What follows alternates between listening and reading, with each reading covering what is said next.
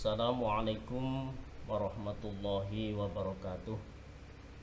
Bismillah, alhamdulillah, wassalatu wassalamu ala rasulillah wa ala alihi wa ashabihi wa mawalah wa man tabi'ahum bi ihsanin ila yaumil qiyamah.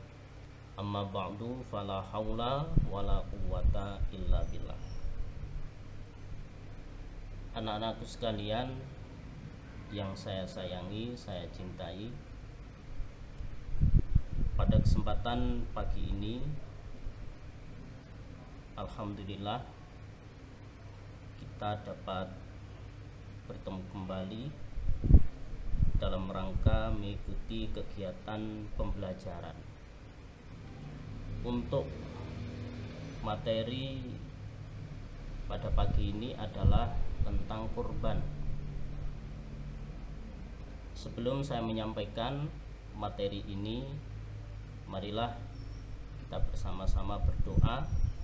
Mudah-mudahan dalam memahami materi ini diberi kemudahan oleh Allah Subhanahu wa taala dan dijadikan ilmu yang manfaat barokah.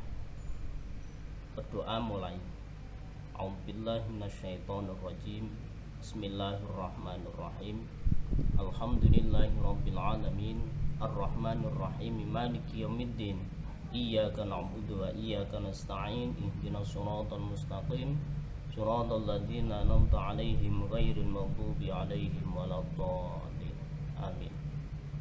Rabbi shrah li sadri wa yassir li amri wahlul 'uqdatam min lisani yafqahu qawli. Rabbi zidni 'ilma warzuqni fahma.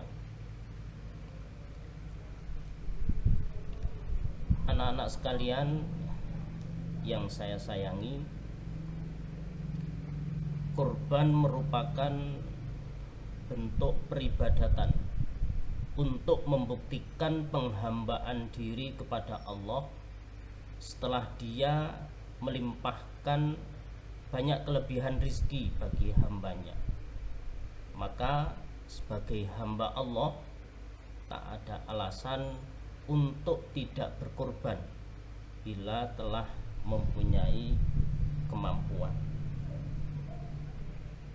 Agar kita dapat mendapat kejelasan pernyataan di atas, maka marilah kita mengikuti pembelajaran ini sampai selesai. Pertama, tentang pengertian kurban. Dari tinjauan bahasa, kata kurban berasal dari bahasa Arab, yaitu koroba, yang artinya dekat atau mendekatkan. Sedangkan menurut istilah, kurban artinya menyembelih binatang ternak yang telah memenuhi syarat pada hari yang ditentukan, semata-mata untuk mendekatkan diri kepada Allah Subhanahu wa ta'ala. Perintah kurban ini berdasarkan firman Allah dalam Al-Quran surat Al-Kautsar ayat 1-3. A'udzubillahi minasyaitonirrajim. Bismillahirrahmanirrahim. Inna a'tainakal kautsar fasholli lirabbika wanhar inna syani'aka huwal abtar. Yang artinya, sesungguhnya kami telah memberikan kepadamu nikmat yang banyak, maka dirikanlah sholat karena Tuhanmu dan berkorbanlah. Sesungguhnya orang-orang yang membenci kamu, dialah yang terputus. Anak-anakku sekalian yang saya cintai, selanjutnya bagaimana sejarah singkat perintah kurban ini? Penyembelihan binatang kurban ini terkait erat dengan sejarah Nabi Ibrahim alaihissalam.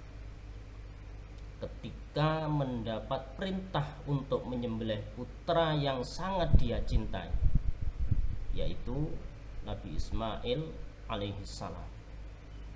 Perintah itu diterimanya lewat mimpi pada malam ke-8 bulan Dzulhijjah, serta peristiwa ketaatan Nabi Ibrahim untuk menyembelih putranya itu dikisahkan di dalam Al-Quran surat As-Saffat ayat 102 sampai 107. Anak-anakku sekalian, selanjutnya tentang hukum kurban. Ada perbedaan pendapat tentang ketentuan hukum kurban. Menurut Imam Hanafi, menyembelih binatang kurban wajib hukumnya, yang berlaku untuk setiap tahun bagi orang-orang yang bermukim tetap pada sebuah tempat tinggal. Sementara itu menurut Imam Maliki, Imam Syafi'i dan Imam Hambali, melaksanakan ibadah kurban hukumnya bukan wajib, tetapi sunnat muakkad.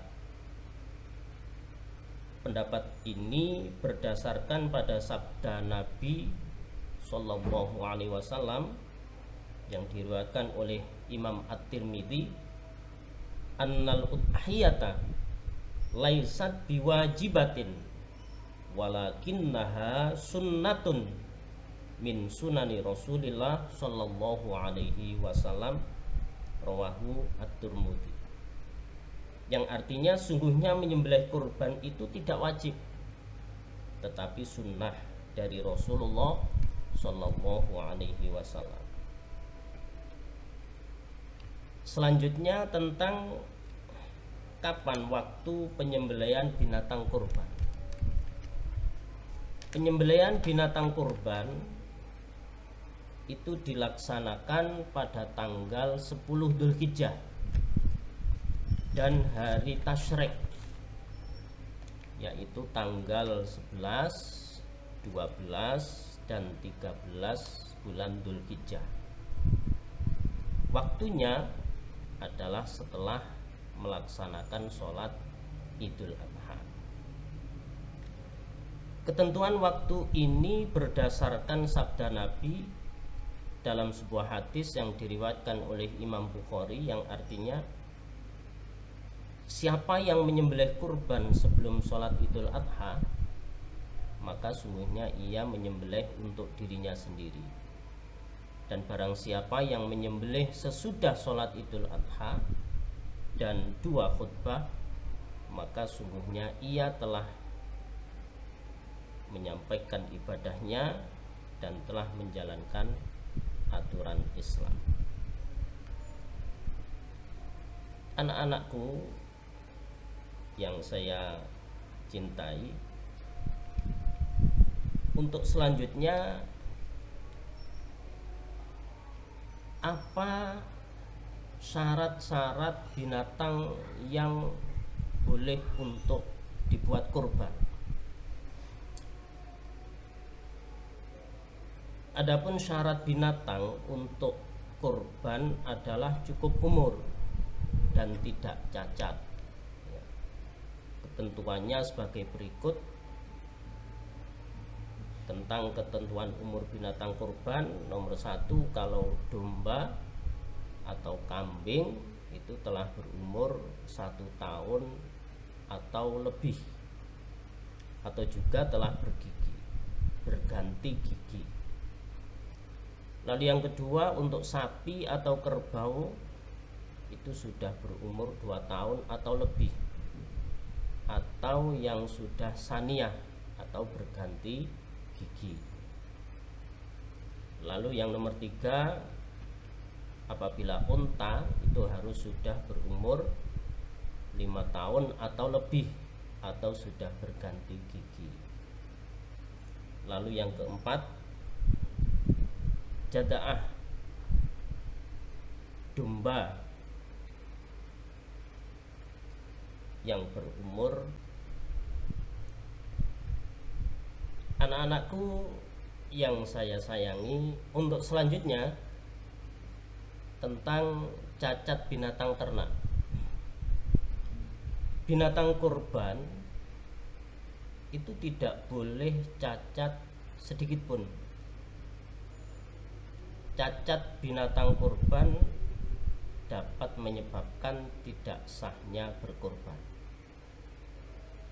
Ada 4 jenis cacat binatang yang tidak boleh dibuat untuk berkurban. 1. Binatang yang sakit mata atau buta. Lalu yang kedua, binatang yang sakit-sakitan atau tidak sehat. Lalu yang ketiga, binatang yang pincang kakinya. Lalu yang keempat, binatang yang terlalu kurus. Ketentuan umur dan cacat binatang kurban berkaitan dengan kandungan nutrisi dan gizi binatang. Jadi mengapa binatang yang dibuat kurban itu harus ada ketentuan tentang umur dan harus sehat, tidak boleh cacat, karena ini terkait erat dengan kandungan nutrisi dan gizi yang ada pada binatang tersebut. Binatang pada usia-usia tersebut saatnya kaya gizi. Artinya bila memenuhi kedua syarat tersebut, maka daging kurban akan lebih bergizi, tebal, dan lebih sehat untuk dikonsumsi. Untuk selanjutnya tentang ketentuan jumlah binatang kurban. Jumlah binatang kurban berdasarkan ketentuan sebagaimana pembayaran dam dalam ibadah haji, yaitu seekor kambing berlaku untuk 1 orang, seekor sapi atau unta berlaku untuk 7 orang. Berdasarkan hadis yang diriwayatkan oleh Imam Muslim, an Jabir bin Abdullah qala naharna ma'a Rasulillah sallallahu alaihi wasallam amal Hudaybiyah al-badanata an sab'atin wal baqarata an sab'atin, yang artinya dari Jabir berkata, kami telah menyembelih kurban bersama-sama Rasulullah sallallahu alaihi wasallam tahun Hudaybiyah, 1 ekor unta untuk 7 orang dan seekor sapi untuk 7 orang. Selanjutnya tentang cara membagikan daging kurban. Pembagian daging kurban dilakukan untuk 2 keadaan. Jika kurban yang dilakukan sebagai nadar atau kurban yang hukumnya wajib, maka seluruh daging kurban wajib dibagikan kepada fakir miskin. Sedangkan orang yang berkurban dilarang makan dagingnya. Lalu apabila kurban itu dilakukan sebagai kurban sunnah,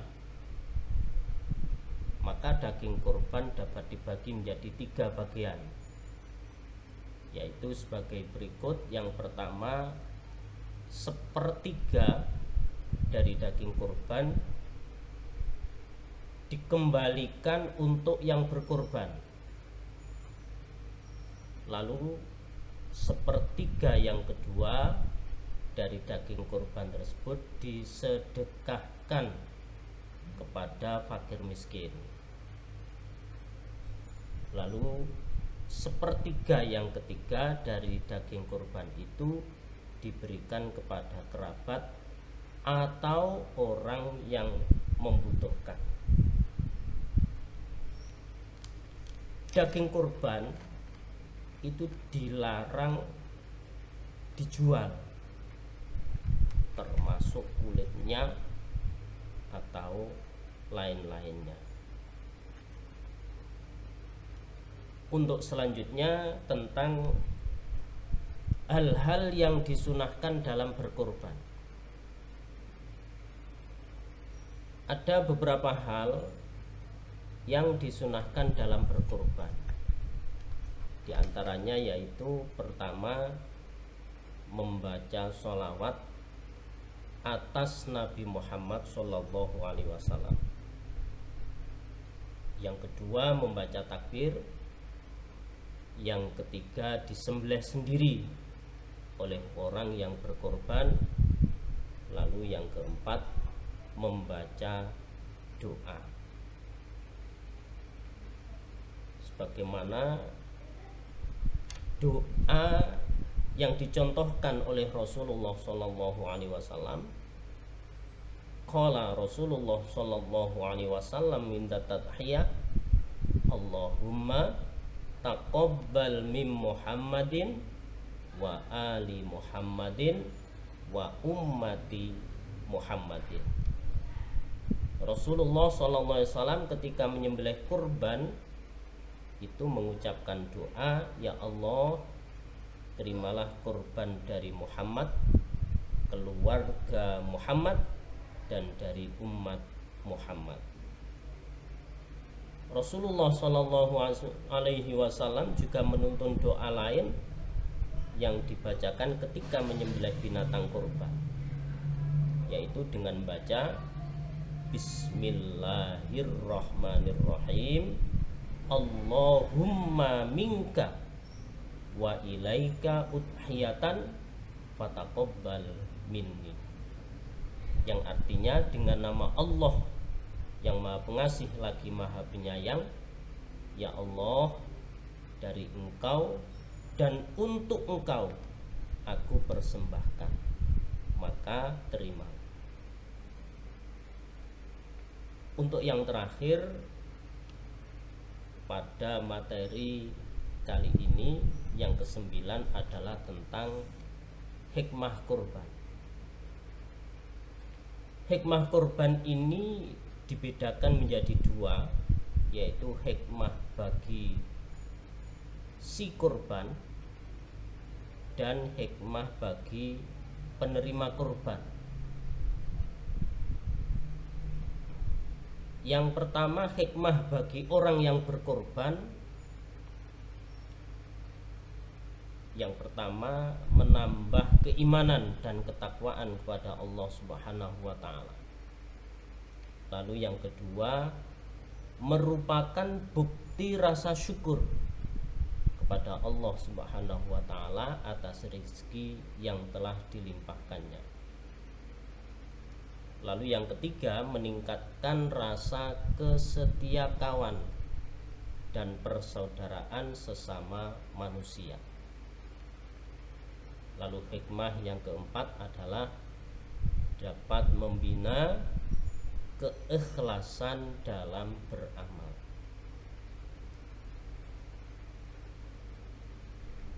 Lalu hikmah yang kedua, yaitu hikmah bagi penerima kurban, adalah pertama, dapat meningkatkan kesetiakawanan sosial.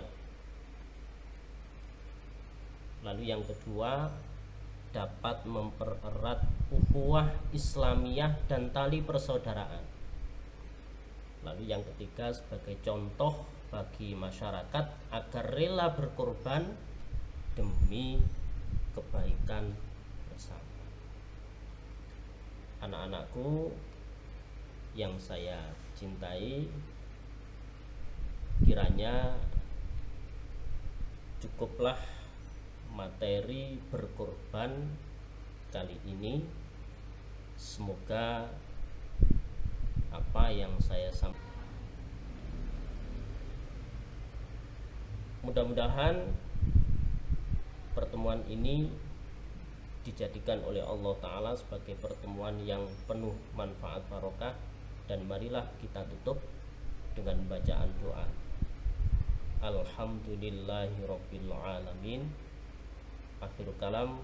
Wassalamualaikum warahmatullahi wabarakatuh.